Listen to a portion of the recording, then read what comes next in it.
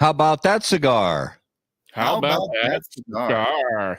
Ladies and gentlemen, welcome to the Drew Estate Cigar Studios for episode 168 of How About That Cigar Live. Thank you so much for joining us live on Facebook, live on YouTube, and if you're listening after the fact on the audio podcast, thank you so much for listening to How About That Cigar Live when you drive down the road or work out, whatever it is you do when you listen to your favorite audio podcast. Thanks so much for making us a part of that.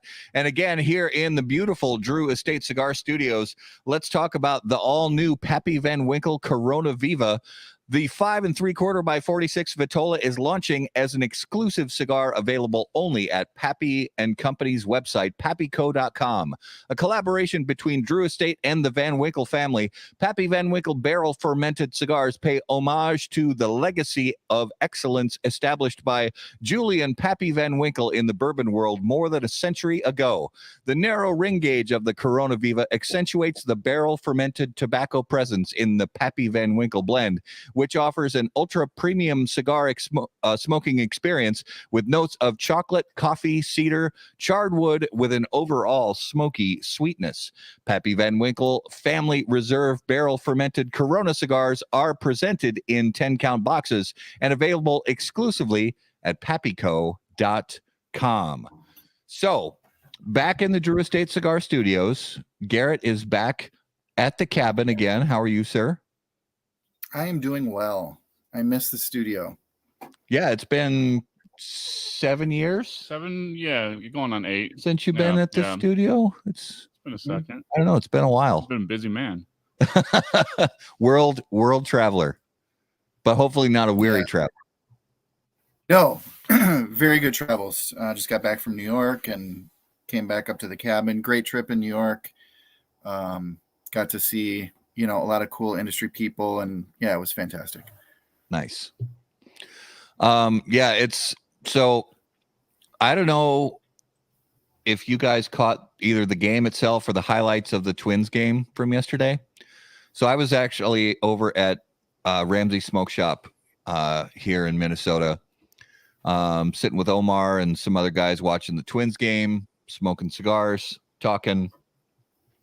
Twins were, kind of sluggish, and finally in the 9th inning, the Twins tied it up 2-2. It goes to extra innings, but I had to go. So I left and was listening to other stuff on the radio, so I didn't cut over to the game to listen to the end of it. And I get home and I watch the highlights, and the Twins got absolutely robbed by the umpire. So the player who tagged up at third and ran into home, I don't remember even who it was, but the throw comes in and the catcher makes the tag clean. Obviously the runner's out, and they called him out, but then they reviewed it and they overturned it and called it safe. And there, I don't understand it. It was the worst call. It was the worst overturn I've ever seen. He got the call right the first time. They said it was catcher interference because the catcher was impeding the runner from the base path. But that was the only spot the catcher could be to catch the ball there. So that it was the wrong call on paper. It was the wrong call in the moment. And they just really screwed the Twins out of a win. Yep. So I don't know. It was, it was frustrating. I mean, the Twins have improved. They made some huge moves, before the trade deadline. We got Maley. We got, of course, my brain's going to fart right now, and I didn't have it in my notes. But we got a couple. We got a closer. We got a middle reliever, and we got a starter. So. As far as pitching goes, and that's what we really needed was pitching. Now, our new starter lost his first start as a Twin, but I don't know. I'm just things are they are improving, but they have a lot of work to do if they're going to have any shot at actually winning a playoff game for the first time in 18 years. So hopefully they can turn it around.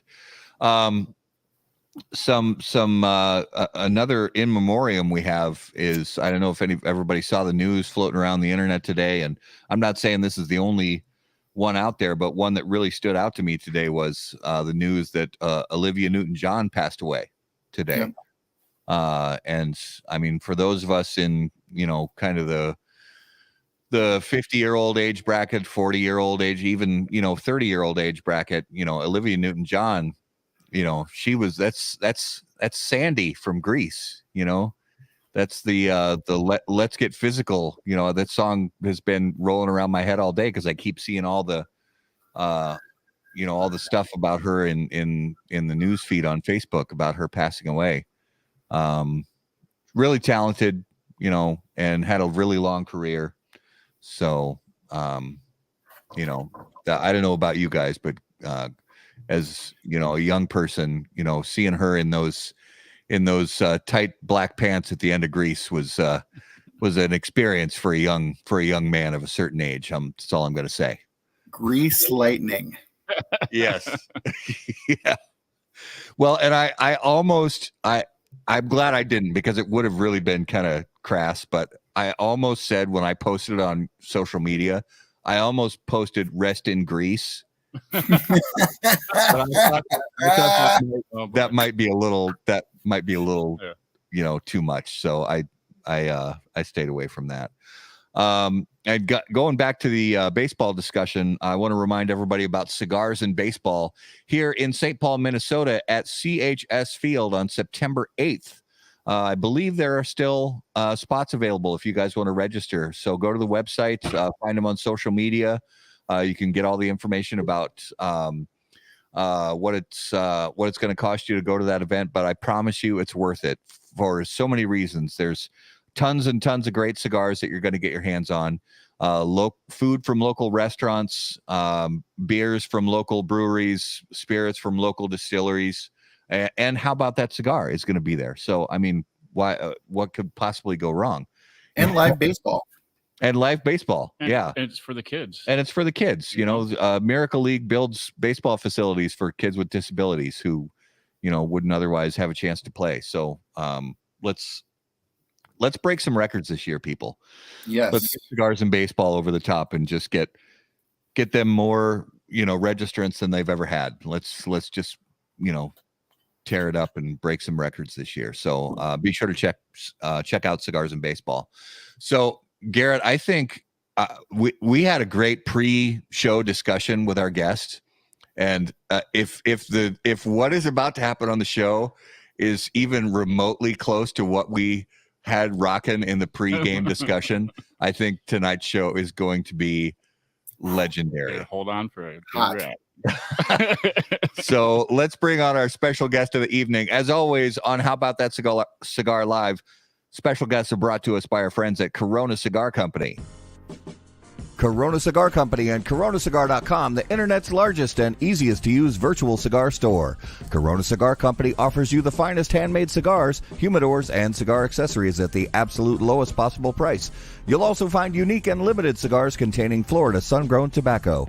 As a proud American, president and founder of Corona Cigar Company, Jeff Borshowitz believed it was possible to bring cigar tobacco farming back to Florida. At Corona Cigar Company and coronacigar.com, you'll find the best selection anywhere in the world of cigars containing this special Florida sun-grown tobacco. If you live in Florida or are just visiting, be sure to visit any of the great Corona Cigar locations in downtown Orlando, Sand Lake, Lake Mary, and also the Davidoff of Geneva Lounge in Tampa. For more info on all of that, please visit coronacigar.com and floridasungrown.com.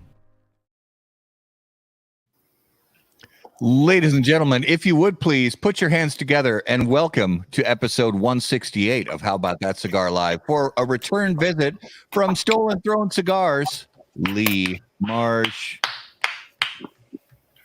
How are you, you beautiful, beautiful human being? I'm good, not great. What's All going right, on? good night, everybody. Thank That's you. everything. See you later. I'll be honest with you. I almost no-showed Jones this show because Matt, for the second time, he fucking didn't hang out with me in Minnesota. But that's okay. I felt some kind of way about it. You had family obligations. So, whatever. That's cool. Yeah, it's I've been disappointing my family since the start of this thing. I don't understand why you can't do the same, but that's fine. Well, I've been really working lately on my on my honesty. So it's really just That's a lie. That's really a fucking lie. that That's I a didn't lie. want to see you, Lee. It's All right.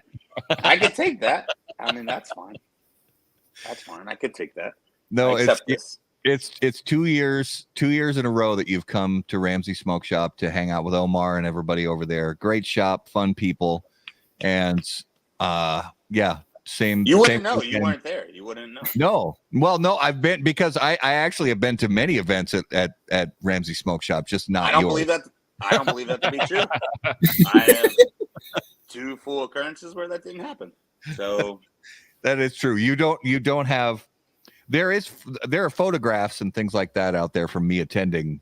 I mean, other- I can Matt, I Photoshop know. you. I know what Photoshop is. Okay, I only look stupid. All right. yeah, Well, let's just get past this. Let's just move on.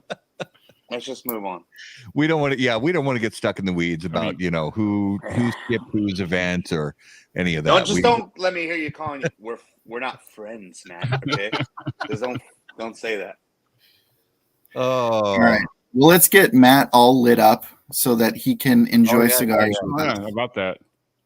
yeah. These guys are smoking cigars, and I finished a pregame cigar, but what are you smoking right now, Justin? I am smoking the Call to Arms right now. I'm gonna fire up a cigar that was on our top 10 list last year. One of my go-tos, the Crook of the Crown, from somebody named Lee. I don't know, but I'm gonna fire this up right now with the Dunbarton Tobacco and Trust toast cam. When lighting your cigar, it's important to be patient, pay close attention to detail, and focus on the tobacco. In the same way, Steve Saka brings those same qualities to the ultra-premium cigars of Dunbarton Tobacco and Trust. Patience, close attention, and focus on the tobacco are the qualities that Saka and Dunbarton Tobacco and Trust have become known for. From Somer Mesa to Umbagog, Dunbarton has a blend that'll fit your palate, your mood, and any occasion. Visit DunbartonCigars.com to learn more. Wow. Woo! Did you hear that, Reed? Wow. That I'm transported to another place. like You hear that, Fire Lee? wow. That was nice. That was nice. I'm in yeah. awe. I'm taken aback. All right. Taken So- aback. I like that. Lee, I went back and I watched our first interview with you. And it was 2 years COVID ago. days. Yeah, dude, it was right in 2 years ago. Yep, in the midst of the OG COVID outbreak and all of that.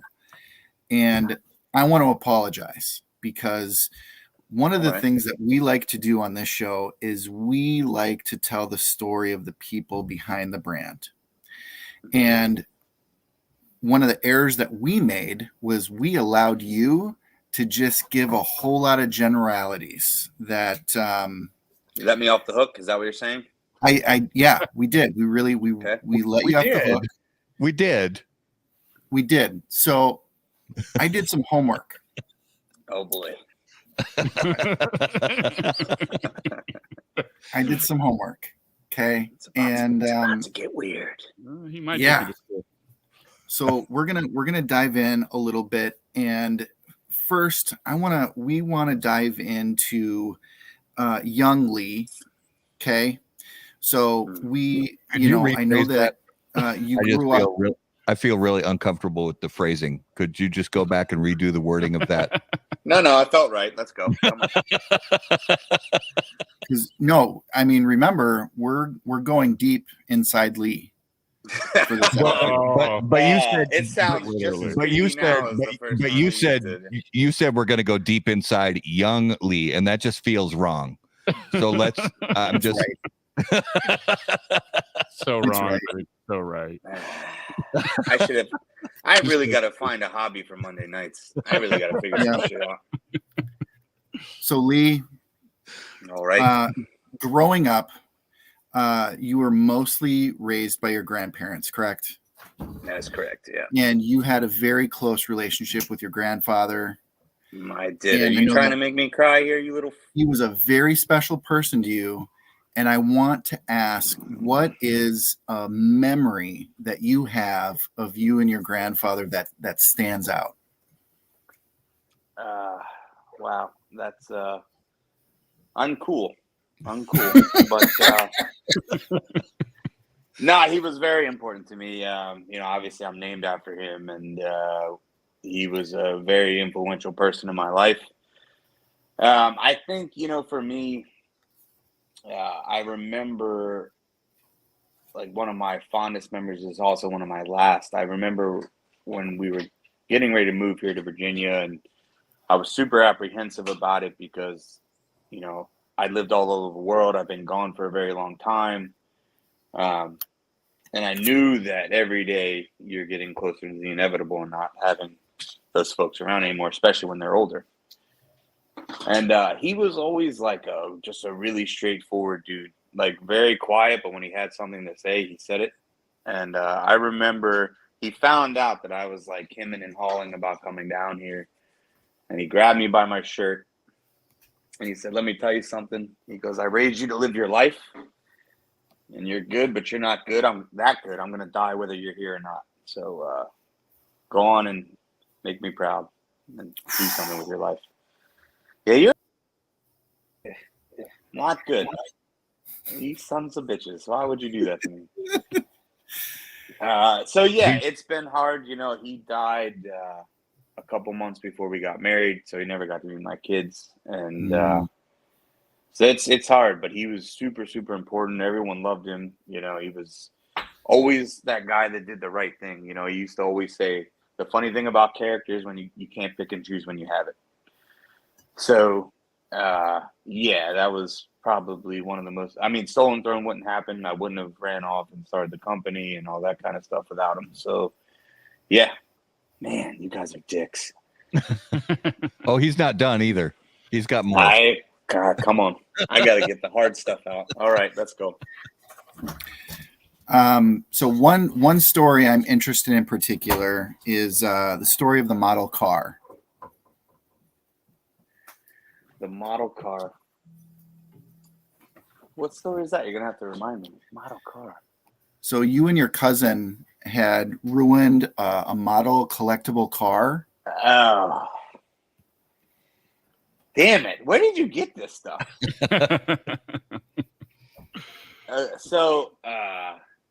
All right.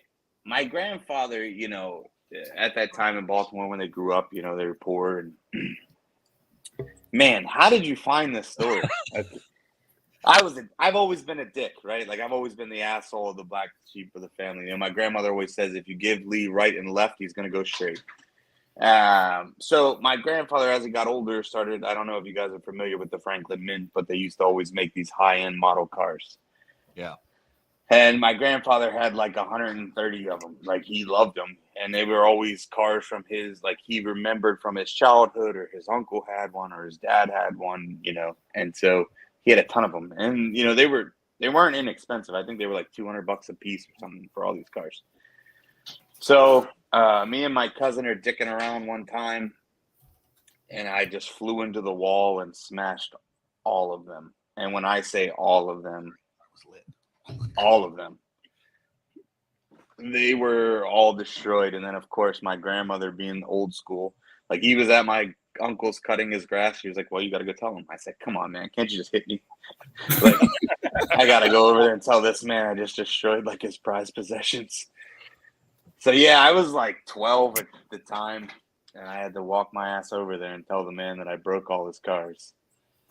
I don't think he talked to me for like 3 days. Man, where did you get this? He's been working on some sources. Yeah, I've been sleuthing. So I'll reveal my sources after Off the air. Yeah. All right. I got some ass whippings to give out, man. That's ridiculous. I didn't even ask, and you may have shown it on camera already, Lee, but what are you smoking right now? I'm smoking a Call to Arms Corona. Okay, yeah. You got anything you're drinking right now as well, or just? No, I just got a little Diet Mountain Dew in the cup. You know, the River of the Gods. Nothing wrong with that. Nah. But now I see where this is going. I'm gonna have to get into the liquor here, I think. You know, as we tell stories, I think it's really cool and important to show the relationships that people have with those who raise them. And seeing that your grandfather was, you know, so important, that's a great story to tell. That you came from, you know, a place, you had a relationship that obviously you drew in a lot of his character, and it shows through in what you're doing with your brand. And we love that. I'm definitely not, I'm not half the man he was. That's for sure. And you know, something about him that I always admired, right? Like you just do the right thing. You don't talk about it. You know, it was funny because, you know, my grandfather was like the quintessential quiet type. He didn't talk about anything. But my grandfather and my grandmother actually ran a recreational football, you know, league out of their home. And he had coached for 40 some years football. He coached me and he coached many others. And I remember when he died, there was over 500 people that showed up at his funeral. And most of them were kids that didn't have any parents, you know, that played for him, and he always treated them like their kids. And that meant a lot to my grandmother, and obviously made it a little bit easier, you know, having all these people remember the impact that he had, not on my life, but on their life, you know. And that was pretty special because, you know, sometimes we don't really see the legacy until it's too late, you know. Yep. So yeah, absolutely. That's a good reminder too. All right, now moving ahead. Now we're gonna start getting into cigars.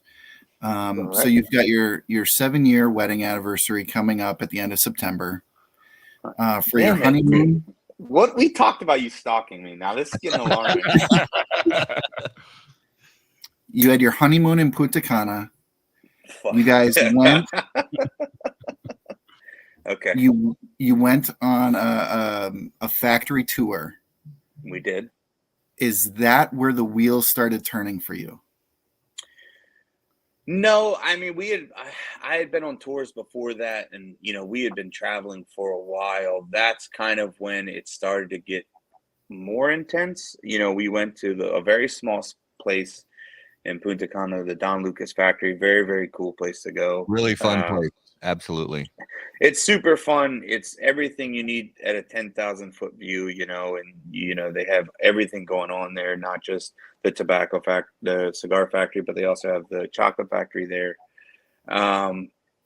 Yeah, I mean, that was kind of the turning point of where it was always a building block. Something always came after the other, just kept pushing me further into doing it. You know, I always tell people that, you know, when it comes to cigars and the business and what it's become, it was solely out of passion. And realistically, it was one of those things where, you know, waking up every day and going to a job that you don't necessarily like, but you're good at it and you got to pay the bills. That's super unfulfilling, you know? And then when you get that itch to chase something that you're passionate about and you find out what that is and kind of realize that it's been growing over time constantly, that's really when it starts to get a bigger and bigger push. So that wasn't the first time, but it was definitely a meaningful time in terms of pushing that passion forward. Because, you know, we've been on countless farms and factories, but that was definitely one of them that was memorable because obviously my wife was with me at the time. And it was just a cool experience. Well, and then for your anniversary, the following year, you return back to Punta Cana. JR is there, you and your wife, yep. JR and his wife, and you go and you do the same tour, I'm assuming? Yeah, we did. I think we did go there, but we actually went a little further in. We knew more people then, so we had already started building the network. So we actually went up to La Romana and went to the old Matilde factory and all that kind of stuff. So yeah, it started to grow, and we started to expand in terms of visiting more and more people and seeing more stuff. Awesome. Now I want to talk about a special game of roulette at the casino.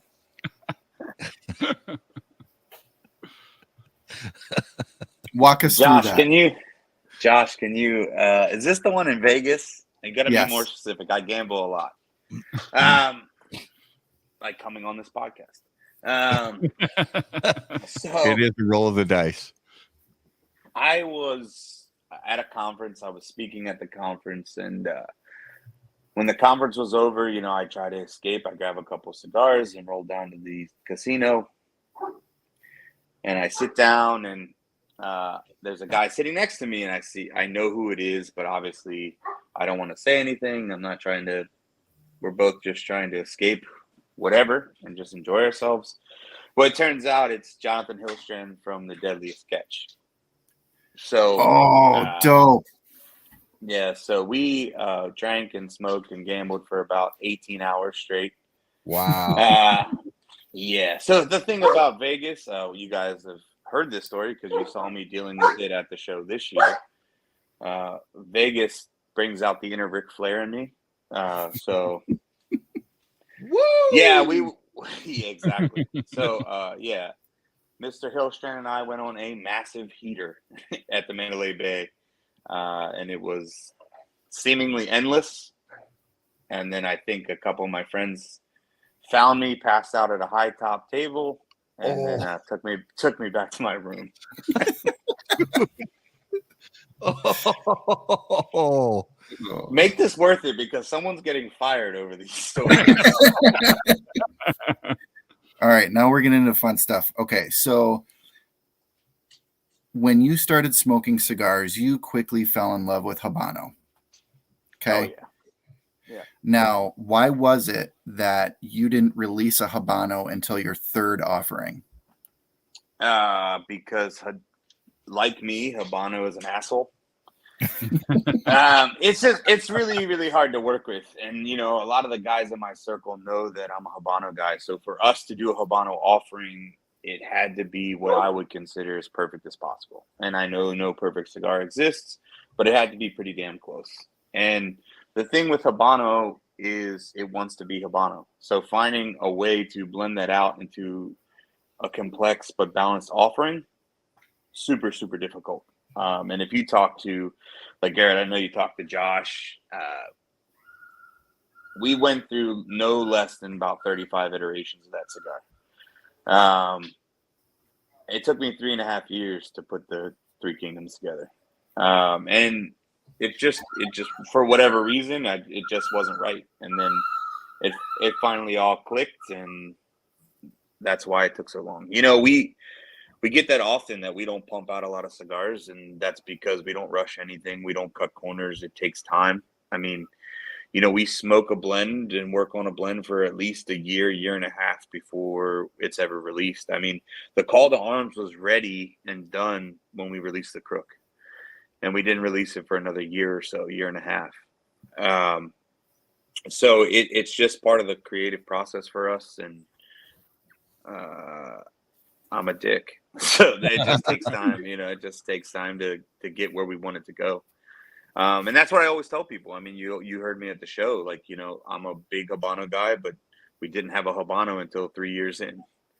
Mm-hmm. That's just the way it goes sometimes. Yeah, man.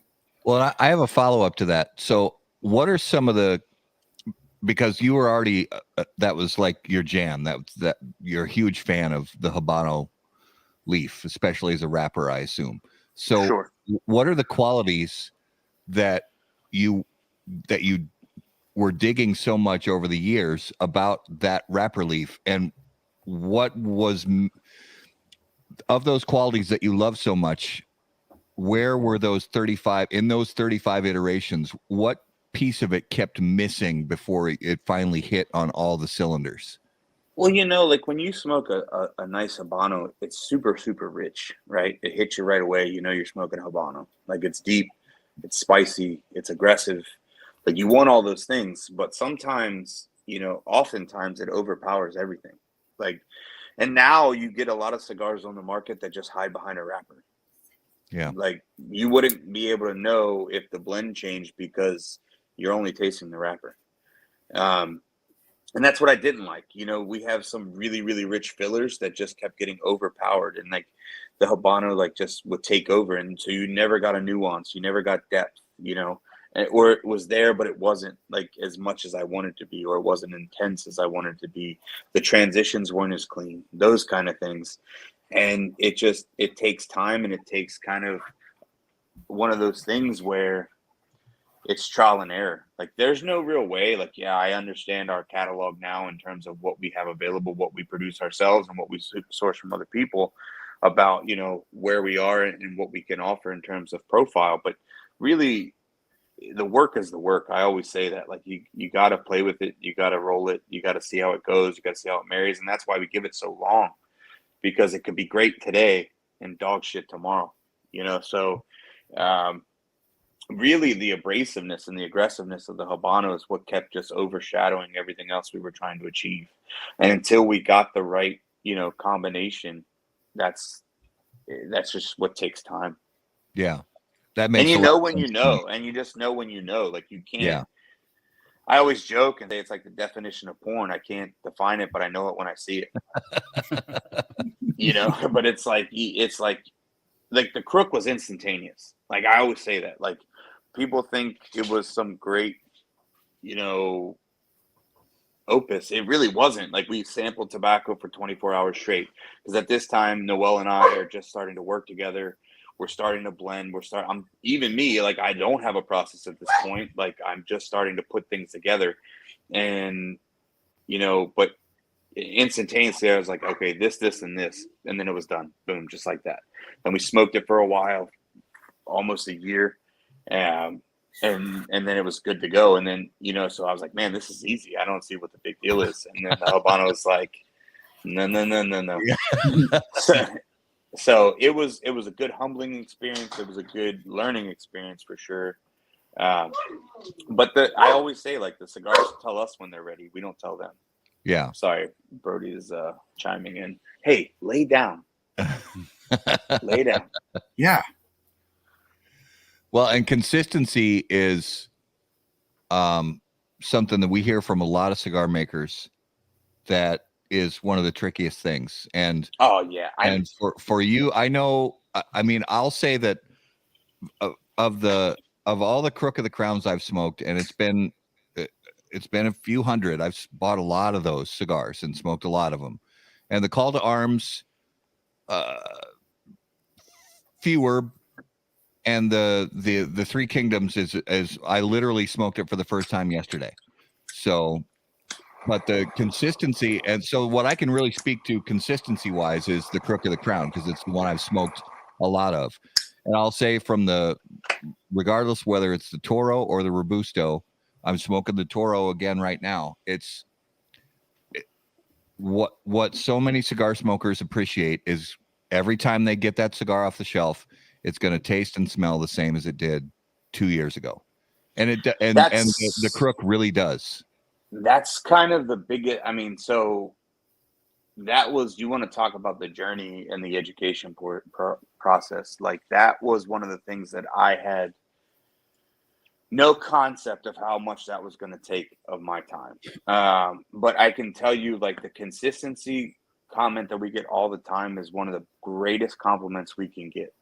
Because when someone tells me, every time I pick up a Stolen Throne cigar, I know what it's going to taste like. I know what it's going to be every single time. And that's something that we're super proud of, because I spend a shit ton of time checking tobacco, sorting tobacco constantly. I used to go to Nicaragua and just like run wild, do whatever I want to do, play with new stuff, do this, do that, because I'm always blending. I'm always working. We always got things in the hopper. We're always doing something. But now it's like 85% of that time is checking on the blends, checking on reblending, making sure things are staying where they should be, checking on tobacco, checking where we're at with the stuff that we're sorting and we're bringing in out of the barns that we're sourcing from other people. Like, it's a shit ton of work. And so when people say that, that's the fruit of our labors, right? Like, you know, we've always said we wanted to do it the right way. We don't cut corners. And I'm sure if you got any of those dudes liquored up enough, you know, they'll tell you that I'm hard to work with for that reason. The process is the process. Every time it's going to be the same. Every time we're going to do the same shit, and we're going to keep doing it over and over and over again. Because realistically, you know, you put all this hope and time into building a brand and getting that brand standard and brand reputation. The first time I don't do the same stuff, I've lied to you. I've ripped you off, and I can't live with that. So, you know, when we get all these people that come to Omar's and they come to other events and they have a cigar that's blended by us and created by us, we owe them something. You know, I always say it, like, I take it super personally. Cigars are an elastic product. You can smoke a shit ton of different cigars. But when you choose to spend your money on our stuff, I take it really personally, and you deserve our best effort. And I think, you know, that's what really stands out about us and how we operate. I'm really proud of the guys and how hard they work. But we've never changed the process, and we don't plan to change the process. Even with the new factory, even with the new tobacco company, nothing changed. It's still the same process. People have events at Omar shop? Matt wouldn't know. No. Who the fuck is Matt Tide? So here's what I wanted to bring to this show. After, you know, there's a lot of cool people in this industry. I knew that Lee was a cool guy. This last show that I got to spend some time with Lee and really talking with him, I don't want to say it surprised me, but it encouraged me how much you really dove into knowledge of tobacco process, the people, and your character. And I wanted to showcase that better than we did our first show. I appreciate that. I don't think I'm that cool, but I appreciate that. No, because literally there's a lot of cool people in this industry that do a quarter of what you have done to try and build this brand. And it's important to get that story out and let people know how hard you work and what you put into this to make damn good cigars. And you're a fucking cool person. I appreciate that, man. And for real, it's just about being transparent in who we are, right? Like, you know, you and I have many long conversations about this industry, you know, and you're right. There are a lot of cool people in here. There's also a lot of, you know, charlatans, you know, and that's fine. Like, that's their bag. That's fine. That's their, you know, whatever. Mm-hmm. But for us, it was all about doing it the right way and doing it our way. And then if it didn't work out, okay, tough shit. Like, that's just the way life goes sometimes.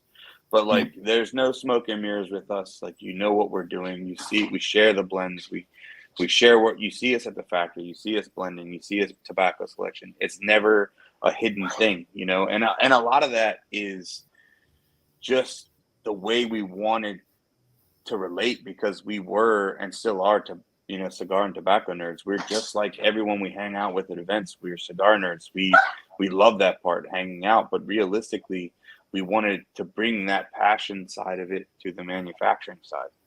And, you know, and a real part of that, to be honest with you, is Noel. Is, you know, he was a huge part of that, because he was like, you got to do it. You got to live it.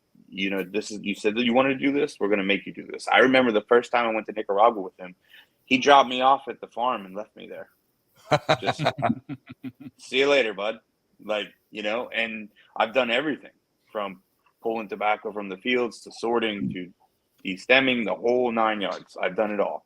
And the reason for that is because this isn't something you can do and really do without getting your hands dirty and being there and understanding why things happen, understanding the mistakes you're making, understand why things aren't going the way you planned, and then knowing how to fix those things. You know, it's a constant process. Yeah. One of the things that, you know, because we like we said, we talked to you on this big show 2 years ago, and you went to your first ever PCA trade show, you know, just last month. And as time is going on and your brand is, you know, progressing, what are some of the things that you have learned within these first few years that, if you go back to when you were first starting and somebody were to say, hey, when you get 2.5 or 3 years or 4 years in, XYZ is going to be what's happening in your company, and you would say to them, oh, you're full of shit. There's no way that's going to happen. What are some of those big things that have come along that have were the opposite of what you thought they would be, or that really surprised you? I think realistically, just our success, like, and what I mean by that is like, JR and I always believed in what we were doing. Like, you know, we had long conversations before, like, are we really going to do this? Because neither of us had a reason to spend all this money and time just for a whim, right? So it was definitely the passion that pushed us to do that. But I mean, the story is true. Like I said, you know, from the get-go when we started the company, that if we sold 20,000 cigars our first year, I'd be happy, right? And that's not a lot, right? You know, and because, you know, for me, it was like, okay, that means that we're selling cigars, we're getting some reorders, we're starting to get a little stronghold. And then we sold our first 10,000 cigars in 3 weeks of launching, right? And we sold over 100,000 cigars of just the Crook in Toro and Robusto our first year. And so, to go from that to now we're bringing over 100,000 cigars in per shipment. Just the scale of the way that people have gotten behind the brand and the support that we've received across the country, across the globe, really, it's insane. And that's one of those things that I could never picture. Like the new factory, the new Rojas factory, the new tobacco company, like those are things that were always in the plan, but we had to expedite them so quickly because of where we were and the demand for tobacco and what we were going to have to do to be sustainable. Because, you know, as much as there's a growing market segment for boutique cigars and the educated consumers is craving these new and different things from us and other people, boutique brands really didn't have a great reputation as far as retailers were concerned. And I can't blame them, right? And now I'll never forget the conversation I had with Raul at Tobacco Leaf in Jessup, Maryland. He called, he said, I'm interested in carrying you guys. He said, but I'll be honest with you, I don't want to deal with boutique brands. You guys don't know what you're doing. You're fly by night. You're here today, gone tomorrow. And the worst thing that could happen to me is that my consumers like your stuff and then you're gone. And I said, well, of course I can tell you that we're different because everyone's going to tell you they're different. But you give me a shot and we'll figure it out, you know? And so that was really the turning point and mindset of like where we had to be. We had to start changing how we operated. So people knew that we were someone you wanted to be in business with. And we were a brand that you could trust, that we weren't taking this lightly. Like it was super serious. Like we were committed and we were going to do the shit we needed to do every day. And we've done that. I mean, and now Raul is a huge account. We sell out every cigar every single time we go there. So, you know, it's kind of those things and just kind of living in the moment, right? It's still super surreal for me. You know, we get that all the time. Like the show was insane. I was scared shitless. You guys know that. You saw me. And the reason, because you don't know what to expect. You know what I'm saying? So like, you don't know that, you know, this was a big stage for us in terms of finally getting to the show. We had a massive booth, like, you know, and it was nuts. It was insane. What were the growing pains like? You know, because like you said, you go from 20,000 cigars to 100,000 cigars, and then it's going to continue to increase. How has everything gone as far as growing pains, increasing production, and getting the tobaccos that you need to keep things consistent, and then obviously moving, you know, Noel, put a new factory together. So how has that gone with growing pains? Well, I mean, it's all about being flexible. We knew, like, you know, I had this great business plan, blah, blah, blah. You know, I'm like, oh, I'm an MBA. Like, I can figure this shit out. Like, that went out the fucking door week one because we sold all our cigars, right? And like the first thing you hear in business school is like a stock out is the worst possible thing that could happen. And while that is true, because you can't make any money with nothing to sell, the the demand grew. And I think it's about being flexible. We've had a ton of growing pains, you know, and we kind of came into the game right around the time of the huge demand for tobacco. So, you know, I think it was like after year one, we had this huge shortage of Mexican San Andreas. And I was like, you learn really, really quickly that you have to be opportunistic. And so that will never happen again.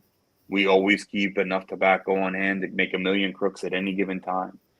So, you know, you learn and you realize that you have to keep feeding the baby. You have to keep feeding it and letting it grow. And realistically, that's why we are here where we are. I mean, I was working a full-time job for the majority of the company's existence. So I was doing 160 hours a week, running this full-time and working full-time, you know, and it's just learning to be flexible and learning how to just put your head down and grind it out and figure shit out. Like stuff is always coming up, shit getting lost, customs taking forever. Like, you know, it's 2022. Let's still poke shit with a stick. I remember when we launched the call to arms, everyone was super excited to, you know, see the new Corona, the new size from us, because we keep the Robusto, but it was the new variation was the Cuban Corona, the 6x46.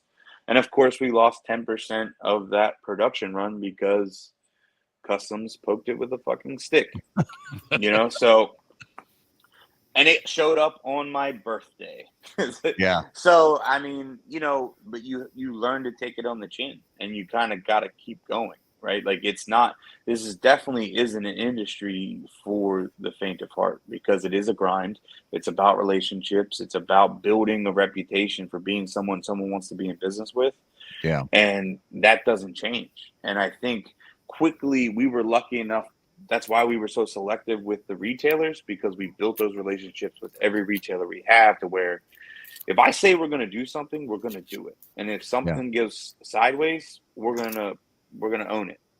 And I think that's kind of been just the playbook. Like you got to take it as it comes, you know? Yeah. But that it does make you like anxiety ridden because like when things are going super smooth, you're like, all right, who's going to shoot me? Like, where's it going to come from? You know? So that's why it does become surreal, because I feel like I never have a moment to kind of sit back and like, man, look where we are. And Phil, you know, our national sales director, Phil, like he's very good at like slowing me down for a second and being like, hey, dude, like we just fucking crushed the show. Take a day and just be cool with that. Yeah. You know, because I am, dude. I'm just a fucking ball buster. I'm nonstop. Well, yeah, because you're, time. And that was gonna be my next thing. Is I know you're really getting to know you. I know that you're a really driven person, and yeah, the worst thing you can ever do with someone like me is tell me I can't do it. Well, and at the same in that same kind of vein is, you know, sometimes in this business we've heard from so many people in that make cigars and that sell cigars that sometimes these seasons come along where you have to be patient because there's problems with the bands, or there's problems with the packaging, or there's problems with customs, or there's problems. So how do you, as a really driven person where that's like in your core, you know, in your personality, what do you do to keep yourself level and patient? Well, I'm not doing a very good a job at it, actually. Like I still get antsy when we sell out of stuff, you know, because, but the key is I am so lucky to have the people around us that we do. I mean, JR is like the exact opposite. Like you have to check this dude for a pulse most of the time, but he's really good at like slowing me down and just being like, dude, it's cool. Don't worry about it. Like, and they're smart too, like between him and Phil, like, because, you know, when something happens, like when a vendor tries to last minute, like gouge us on prices, like my instantaneous is like, I'm going to burn their house down. Like, I'm just going to go there.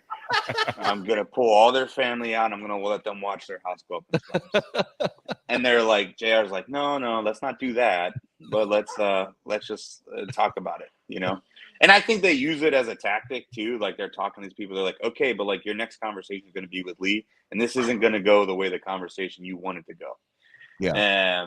But I I'm so lucky, man, and blessed to have the people that we have. Josh has been with us since day one, and they're like, don't worry, dude, we'll get it. Like, we don't want to see anyone die. It's okay. Like, we'll figure it out. And really building those trust and those relationships and having those people have your back has been a really good part, because I'm probably not going to live much past 40 anyway. But if they weren't here, if they weren't here, I definitely wouldn't. Stop it. But no, I mean, but realistically, I don't think that you can be successful without that kind of gear to you, because there's so many things working against you. Like, whether it's regulation, whether it's customs, whether it's, the grind of just selling your cigars. Like, even with our popularity, like, the number one obstacle for every cigar company is going to stay the same. Like, your number one obstacle is always going to be getting your product into the consumer's hands. Always. Yeah. And, but I will say where we're better off than others is just the amount of support that we receive from guys like you, from places all over the world that like just really believe in what we're doing and really push us hard with no real reason to, right? Like, I don't pay for advertising. I don't do any of that bullshit because I don't believe in it, And so it's kind of like, in spite of myself, that we've created this network of like support that kind of just works out. And it's partnerships, it's relationships. Yeah. I know Glenn's been on here commenting, breaking my balls. He's a great dude. Like, we've created a really nice partnership. We also share the same birthday, so him and I work very well together. And it's kind of like, that's the cool part, is meeting the people and kind of developing those relationships. And like Garrett, Garrett and I had a talk about his venture, and I gave him as much information as I could, because that's the important part too. Like, we didn't get here by ourselves. There's plenty of these people in this industry that took a liking to me or JR and passed some advice out. Like, and what I always say about Noel, whatever you think about him, he was always honest about his mistakes. He always told us what not to do. Hey, this is where I messed up. Don't do this. Other people in the industry, like Pete Johnson, like, him and I have become friends over COVID because of the countless Zooms. He's always watching, pulling me aside and saying, hey, be mindful of this. Don't do this, and that's meaningful. That's because they don't have to do it, but that's what we always try to do too. I think with the things that we've built and how hard we worked, if I can make it a smaller piece easier for the next guy, because there will be a next guy. There'll be a next Stolen Throne, and it should be. That's what you want. It's my job to send the elevator back down in any meaningful way that I can. Yeah. Garrett, jump in. So, as we talk about growth and boom, what do you guys do to look at, sales strategy to keep growth going at a healthy level? And, every boutique brand's nightmare is back order central, right? So that balance. Sure. How do you guys tackle that strategy? So JR has an extensive amount of experience with supply chain. So I was super happy. Like, that first stock out, we realized, okay, we got to get better at this. We got to change burn rates. We got to do all these things differently. So we were doing really well, and then this thing called COVID showed up. So we were filling all back orders within 2 weeks, and so we're slowly getting back to that. We're not quite there just because the demand has gone so high, but we've also managed growth. I'm a super, super loyal person. I mean, the accounts that we've had to this point, most of them took a chance on us when they didn't have to, right? And it's worked out for them just as well as worked out for us, but I feel like we owe it to them to make sure that we can keep that ball rolling.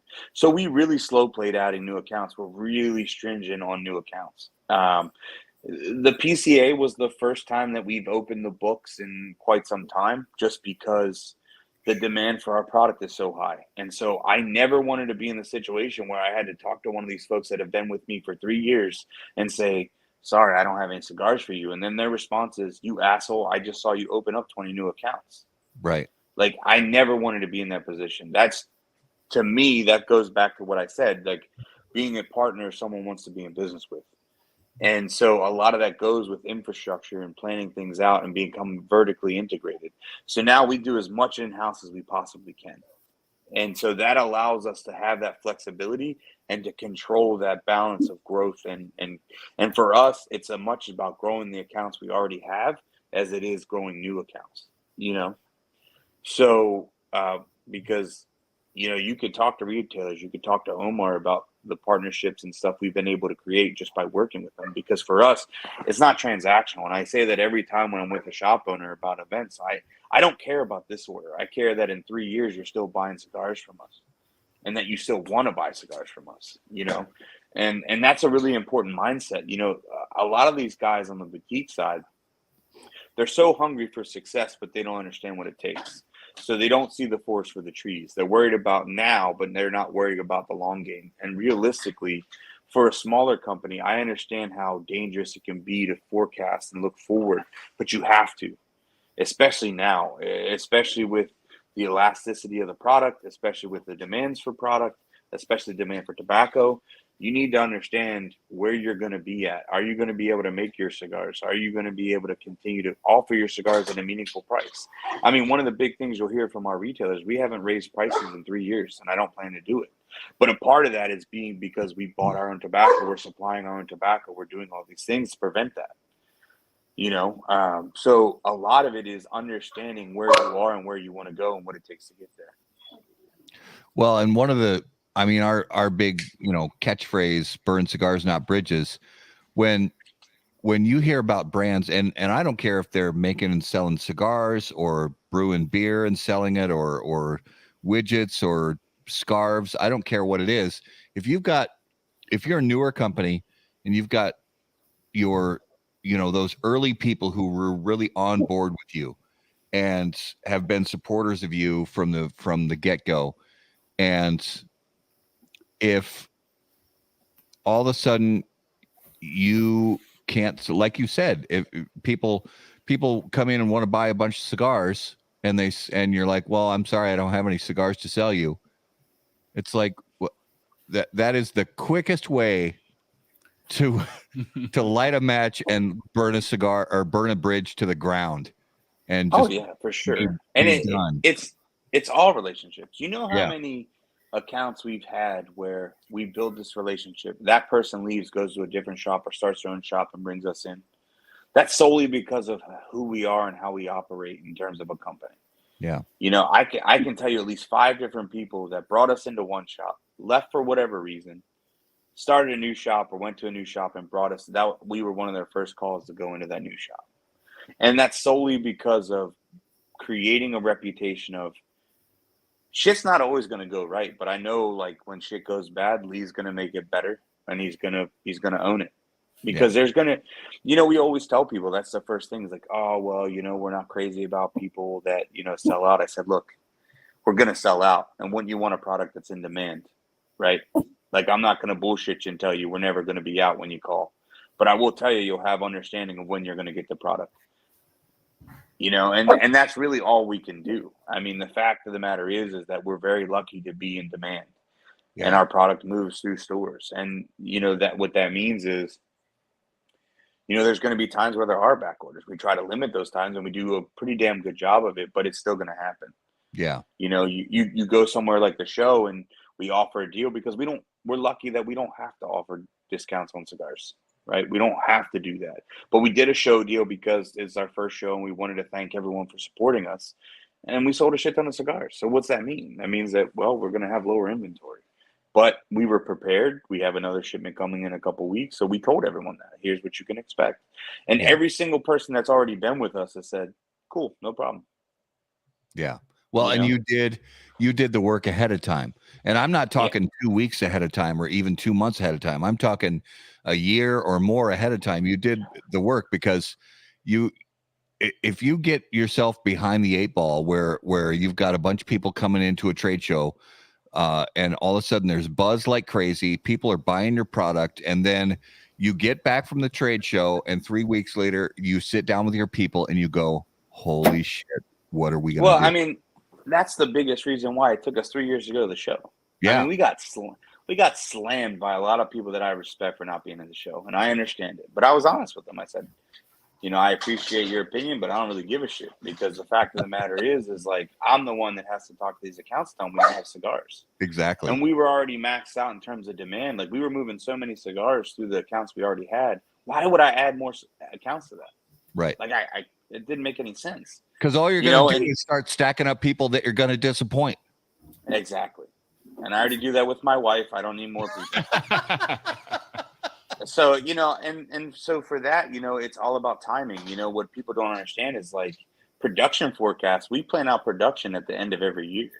So it's not something that we can change on a dime. Yeah, I mean, we could rob Peter to pay Paul to make things happen at a last second. It does happen. Noel jumps through hoops at the factory to make sure that we get what we need, but we try not to do that, because that's not an effective way to run a company. Yeah. So, it just was time for us to go. We knew that. We had the factory. We have the tobacco coming in now. So it was time we could take on that extra, workload. But even then, because of the sheer demand we saw at the show, we had to cut the number that I allowed those guys to sell in half, because we ended up having, 100 new locations, because multiple stores, like stores with 10 stores, we have to treat every store like a new account because of the way our data tells us the product moves, so it's all about managing those expectations and being who you say you're going to be. Give me one sec. I got to let Stan dog in. No worries. So while we're waiting on this, Garrett, I have to mention that a few minutes ago, for those who don't know, Garrett's in his family's cabin in northern Wisconsin. And there was, I assume it was coming from your microphone. I know it wasn't coming from ours. There was the sound of a loon that was so loud, it like drowned out all the other noise that was happening. And if you guys have never been to one of the northern states where they have loons on the water, they're beautiful birds, but good Lord, they can be annoying as hell sometimes. Can I just add that even though Garrett is at the cabin, he was still at the Stolen Throne event at Omar's in Ramsey? I just wanted to point that out. I felt like the people needed to know. I think they do need to know that. Hey, Justin, can you reach? There's a knife right. Yeah. Could you pull that out of there for me? Thank you very much. Another cool thing about loons is they're an amazingly beautiful bird. But have you ever seen a loon land? I honestly, I don't think I have ever seen a loon land. It is a train wreck. It is the most unmajestic thing you will see for a beautiful bird. It's a crash landing on water, and it's hilarious. It's awesome. Coming in hot. Yeah, they do. They come in hot, and they just a lot of times like tumble over. Like it's hilarious. They're always drunk. Yes. It's like go to bed, loon. You're drunk. So one of the things that I have to ask you, Lee, is because we go back to the first time we met you and talked to you on the show. We learned about the origin of the name Stolen Throne, and I'll just, for our viewers, I'll give the quick Cliff Notes version, and correct me if I say anything wrong here. Basically, in a nutshell, you were with some not to be named big time cigar people, and expressing the fact that you had an interest in starting your own cigar brand, and you were essentially told that there were no more seats available at the table for you. And you said, well, fuck it, I'm just going to steal my own seat. And that's where the name Stolen Throne came from. Is that essentially correct? That is factually correct. So in the years since the company has started, have you had any either intentional or unintentional circumstances where you came in contact with that person and they're out of business now, so I win. They lose. Okay, there you go. That's okay. They're no longer in business. Wow. All right. That's I would call that beyond a win. I would call that like that smells like victory. That's full Matt Damon mode. How do you like them apples? Yeah. So you haven't seen this person since? Nah, he definitely doesn't want to see me. I can assure you about that. And you don't need to. You don't need to. Nah. Yeah. Nah.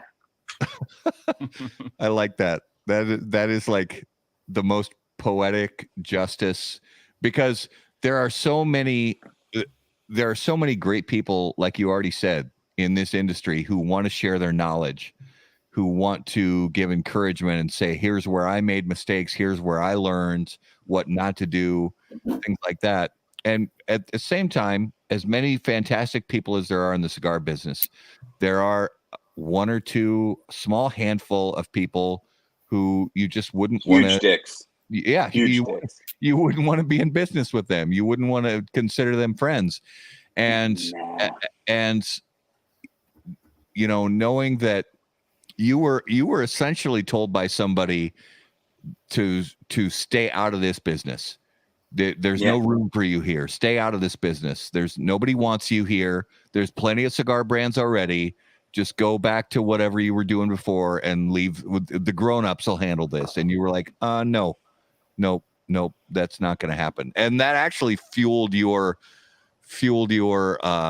desire to push harder. Yeah. Oh, definitely. I have a huge amount of pluckiness. And stuff like that will fire me up really quickly. If I didn't want it then, I definitely wanted it after that, for sure. And yeah, I think that's a good thing, you know, and realistically, you know, like you said, I can count on one hand, like the less than pleasant people. Right. Even though some of them really, really suck. Like they really, really, really, really suck. But you know, what I say about that too, and Garrett and I talked about this a little bit in Minnesota. What I love so much about it now is that the consumer is so attentive. And not to say that, you know, previous consumers weren't smart or, you know, didn't care or weren't involved as much.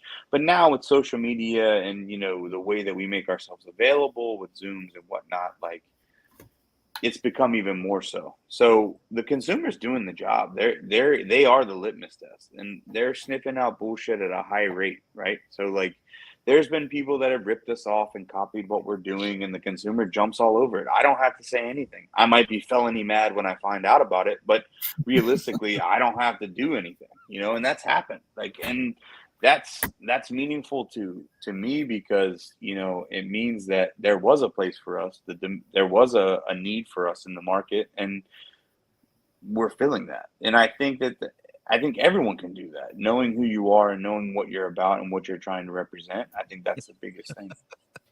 It's risky. No, it's not. No, maybe no. No, it's not. No, it's not. No, we talk about names after the show when we're off the air. That's when we talk about names. We don't talk about names on the show. Lee, that yeah, and I won't. And the thing about me, you guys know me well enough. I won't say anything that I won't say these assholes' face either. So, right, yeah. We can figure it out if there's a problem. That's not a, you know, what does 50 Cent say? I don't want no problems, but if you want a problem, no problem. Yeah. Lee, that conversation we had in Minnesota, was that at Omar's event? It was. Oh yeah, I heard about that event. I think I was there. It was. Yeah. You were right. There's somebody missing. You suck again, man. Oh, if you guys knew the shit that I had to go through to not be at that event, you would feel fucking sorry for me. But I'm gonna stop. I wouldn't. I'm gonna stop feeling sorry for myself right now. So one of the things I'm curious about, we know there's a lot of movement from a lot of brands, big and small, in markets outside of the U.S. So have you explored markets in Europe and Asia? Yeah, no, I mean, we're already in like 5 countries. We are expanding to the greater Europe with a full distribution this year. In the Middle East, we've identified some great partners that have been super, super patient. They understand the constraints that we're under in terms of demand. But I'm actually heading to Europe next month to kind of finalize some of those deals. And yeah, we will be in the Middle East and Europe, full distribution through like Germany, Belgium, Switzerland, and all those by the end of the year. Nice. Yeah. And I have to ask, because we ask everybody, can you give us any sneak peeks at some new hotness that may be coming down the road one of these days in the near future? Well, everyone's always wants the new thing. I just put out a new cigar in November. Damn it. You did. No, I'm always working. But like I said, the cigar tells us when it's ready. We don't make that dictate. We don't dictate that. The cigar dictates that. We are, getting some stuff that's kind of been pushed back because of COVID off the table. Obviously, you guys saw the Phantom Queen while you were in Minnesota. Not Minnesota, sorry. No, I actually didn't. I didn't see the Phantom Queen, but please proceed. Yeah, you didn't. Well, I've just busted your ball. No, so we have the Phantom Queen coming. That'll be our first box. That'll be our limited edition 10-count box. We have another limited edition that's coming after that, which will be our vertical line. So that'll be pretty cool. That'll be the Throne Room Reserve. I was trying to get that out this year. It's probably going to be early next year that's going to come. Like Bill just posted there, we are flirting with a national release of Argos, trying to figure out how that's going to work. We'll see. I'd really like to do that on a bigger scale, just because, for those that don't know, Argos is a shop exclusive we do with Winston's here in Virginia. That $1 from every cigar sold goes to the Cane Corso Rescue. My wife and I rescue dogs, and that's near and dear to my heart. So we do want to ramp that up because it's such a popular, such a cool cigar, and it does some good. So those are some kind of things. We have some things in the works. There might be another regular production cigar next year. We'll see. We'll see what the tobacco says about that. But we're always working. I always got blends in the hopper. If you've been to an event recently, because we haven't had the Remy's, you've smoked some of the stuff that's coming down the pike. We've given it stuff out of my personal stash. We are bringing the Remy back. We're also doing a Maduro version, which will be the Brooks for my son. They're going to be repackaged as the heirs to the throne, so it'll be a little bit new packaging and kind of set up for events only. But yeah, man, we're always working. We got a bunch of shit to get out to the folks when time is right. Yeah, I like what you said. The tobacco will tell us. Yeah, I like that. Yeah. So, Garrett, before we move on, do you have anything else? No, So I ran through my gamut. Is it time? Yeah, I think it's time. Are you sure? Yeah. All right. It is now time for this week's Numero de los Muertos. And as always, Numero de los Muertos brought to us by our friends at Smoke Inn.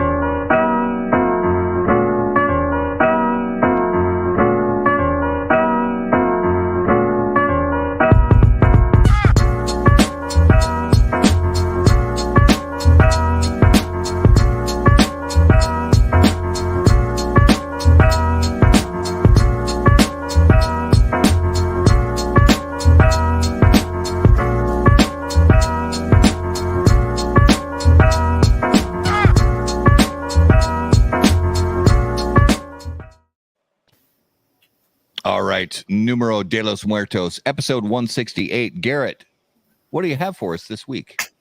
All right. I've got 200 people on average a year in the United States die from this.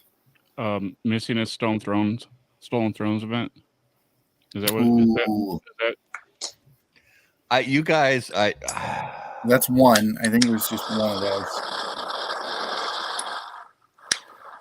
I didn't die from missing the Stolen Thrones event. I was really sad missing the Stolen. You just wish you died now.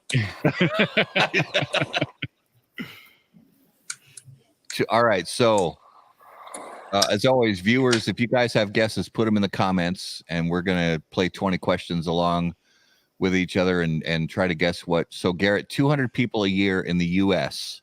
die from this. It is not erectile dysfunction pills or enlargement pills.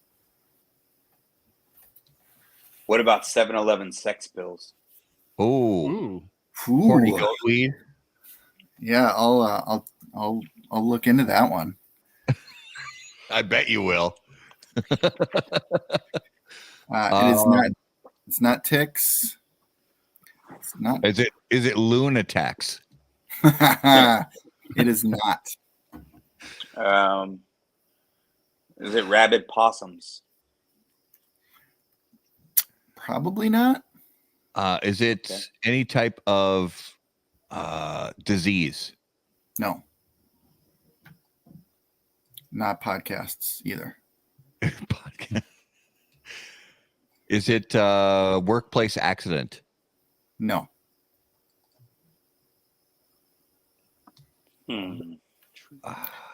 Are vehicles involved? Vehicles are involved. Is it locking yourself in the trunk? Ooh. No.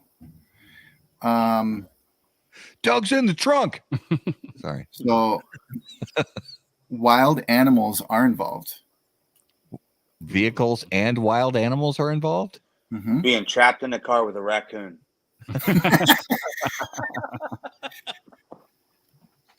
How about strippers with the wild animals in the vehicles? Yeah. No. Are strippers wild animals? Okay. I mean, they can Depending be. what you pay for.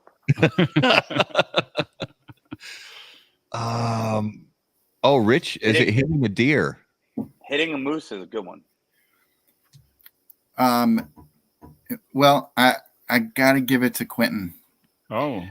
So it Stripper? is either hitting or attempting to avoid a wild animal on the highway. Really? So 200 some of these are from people like swerving Around shippers in the middle of the road. swerving around strippers. This is where we got to get the graphic. The more you know, the shooting star. Don't. Yeah. I always like, you ever seen the accident where it's like in the middle of the highway and some asshole slows down slow enough just to say, "Hey, dude, can't park there." Yes. Yes.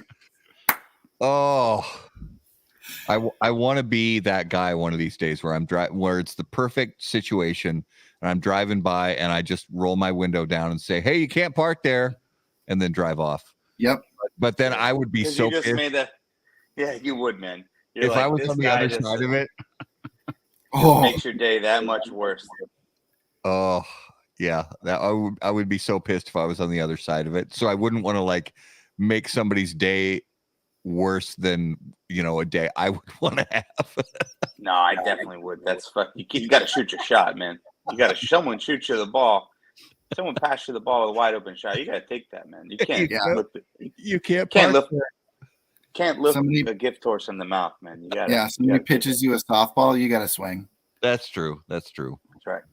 But some of those, I don't know whoever's seen those on YouTube or TikTok or whatever. When you're scrolling through and you see somebody who's like, their car is like tilted up at a 60-degree angle on an embankment, and they're like, "Hey, you can't park there." Fuck you! It's hilarious. It's just it's gold. And every single time, the guy has the same look on his face, like, yeah. Every single time, like just pure defeat. My favorite are up in Minnesota when somebody drives their truck on the ice when the ice isn't thick enough, and their truck goes through the ice. And one of them was actually the Minnesota DNR was going by on snowmobiles, and there was a white Ram truck that was like halfway under the ice, with guys standing outside of it with their going like, "Holy shit!" The DNR officers. The stance of defeat. Yeah, the stance of defeat. You know, but say, hey man, you can't park there. But there's no one saying that in Minnesota. So I tell this story all the time. It takes me about 6 hours to acclimate to being in Minnesota because everyone's so damn nice. And when you're from the East Coast, you're waiting for everyone to be a dick. And so, like, you know, Josh and I get to Minnesota, we land in Minneapolis, and like there's a lady. This lady is in the middle of looking for her family. Like, she has lost part of her family. Stops what she's doing to ask us how we're doing. Are we there on vacation? Did we just come back from vacation? She just came back from vacation, and then goes back to fucking doing what she's doing. Yeah, it's a real thing. Minnesota nice is a real thing. Yeah, it is. Josh will tell you. Like, so we had a hell of a time coming back. We were like a day late getting home because travel right now is about as cool as forest fires. But like this TSA agent and I are in we're in the bathroom. We both finish up and we go to leave, and like I'm letting him go first. He wants to let me go first. He just looks me dead in the face and goes, "I'm more Minnesota than you. Go first, please." I said, "All right then, son. I'll go first." That's awesome. I like that. That's well put. So that was this week's Numero de los Muertos. All right. Let's jump into, this is new for Lee because the first time Lee was on the show, we weren't doing the lightning round yet. So let's jump into the lightning round, sponsored by our friends at J.C. Newman Cigar Company. They are America's oldest family-owned premium cigar maker, creators of the popular Brick House, Perla Del Mar, Diamond Crown, and The American. J.C. Newman Cigar Company operates out of their 112-year-old El Reloj Cigar Factory in historic Cigar City, Tampa, Florida. For more information on their cigars or their visitor experience, please visit jcnewman.com. All right. So Lee, first time we had you on the show, we were not doing these questions yet, and the list has grown, but we want to get some non-cigar related info out of you. All right. If you could hear the thoughts of one living person for 10 minutes, who would it be and why? Definitely Keith Richards. Because the first thing is going to be like, how am I still alive and all these fuckers are dying? Yes. Has to be. I just want to hear him say it in his British accent.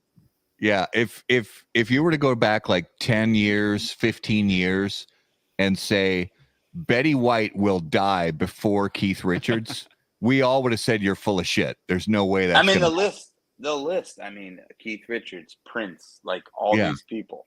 Yeah. Prince, Keith Richards, Tom Petty, Olivia Newton-John, Paul Sorvino, all these people who have died recently. And it's like, oh, no, Keith Richards, he's still ticking, still going. Yeah. I think he's a robot. Alien. Alien. I think all the drugs just like solidified him from the inside out. Yeah. Like he's fucking impervious. He can't get COVID. He can't get monkeypox. He's fucking... No, he didn't die. That's no, what he saying. Didn't die, Quentin. He didn't die. That's the Pay point. attention, Quentin. Pay attention. All right. If you were about to get into a fight, what would your soundtrack music be? Wu-Tang Clan ain't nothing to fuck with. Nice. Oh, Mic drop. That's a mic drop. I've thought about that a lot because I'm built for confrontation. So I understand. Because that song has always been on my list for that question. And I think you're maybe only one of 3 people who've given that answer on this show. And that is... Yeah, it would definitely be that or anything DMX. Just makes you angry. Yeah. Yep. Yes. All right.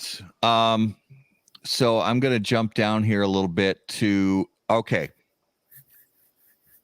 Let's say I'm going to give Garrett this one after I ask this next one.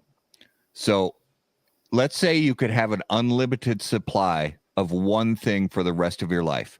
You cannot say money, you can't say time, and you can't say cigars, but you can have an unlimited supply of one thing for the rest of your life, what's it going to be?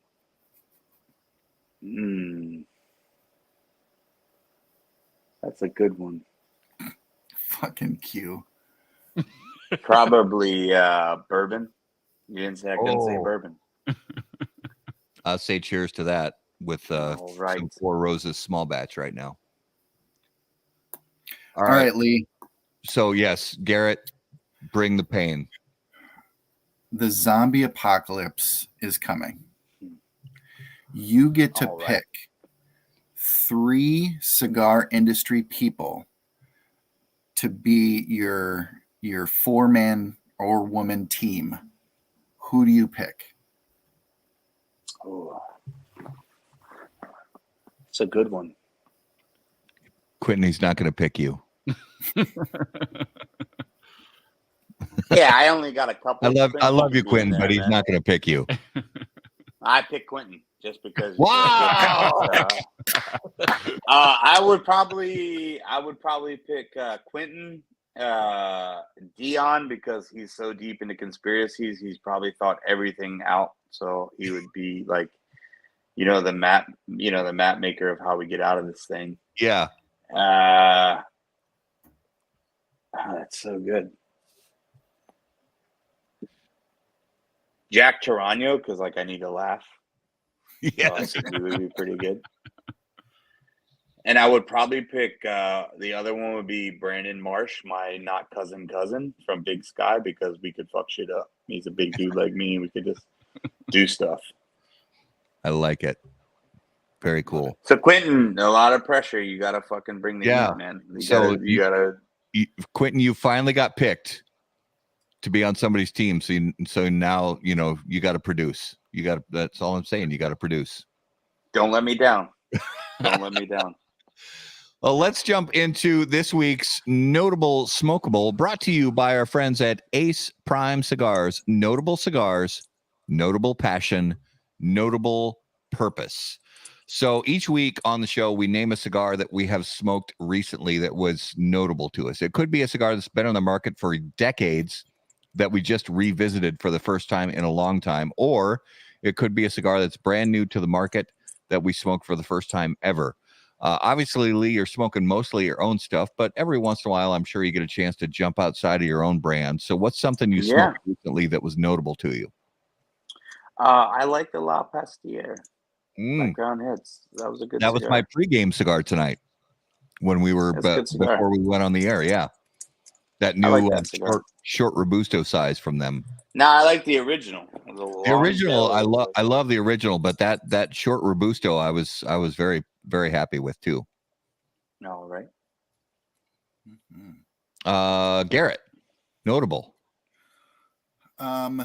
Sitting in Michael Hercolat's little man cave, smoking a 2022 Elegancia was a pretty great cigar and experience.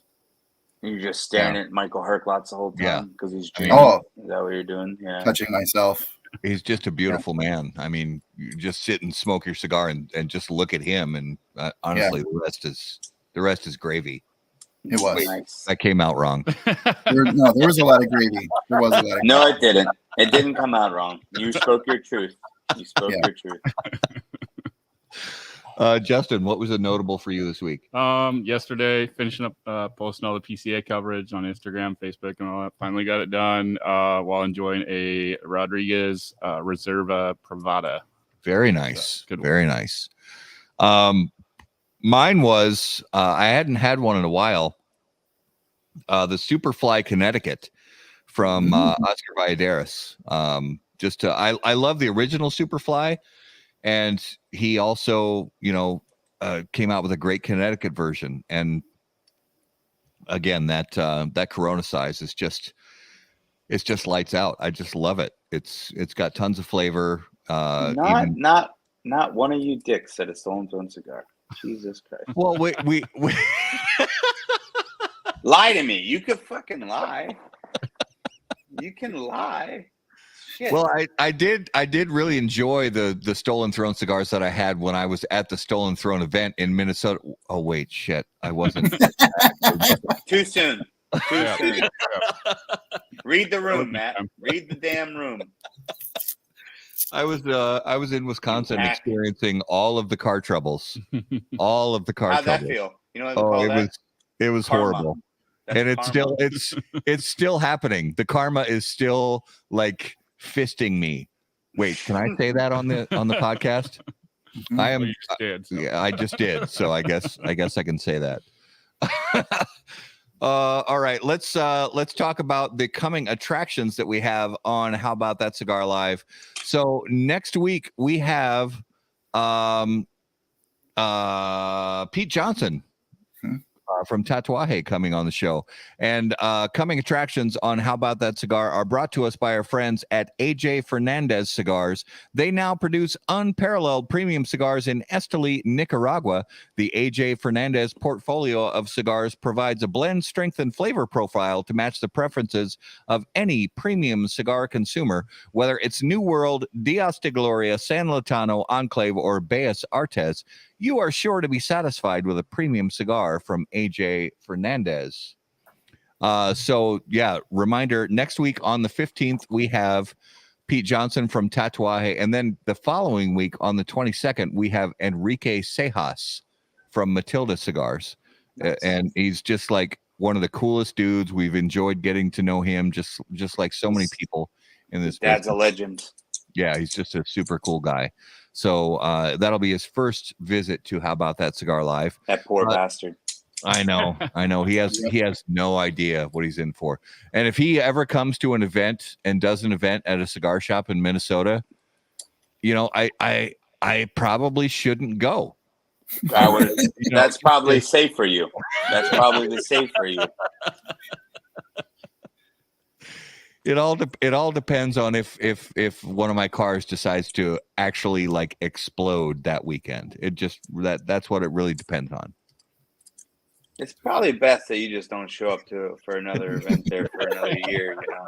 Until the next Stolen Throne event. Yeah. The next Stolen Throne event. Next time you're in Minnesota, I'll be like, oh shit, I'm supposed to be in like Lake Havasu or some far off place with people other than, I don't know. I'm the Four Roses is really starting to kick in, if you haven't noticed.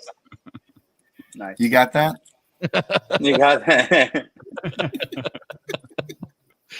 All right, Lee, if you would please give our viewers and listeners the best idea where they can find everything going on with Stolen Throne Cigars. Yeah, man, follow us on Facebook and Instagram. We, shoot us a message. We'll happily put you in touch with one of our great retailers.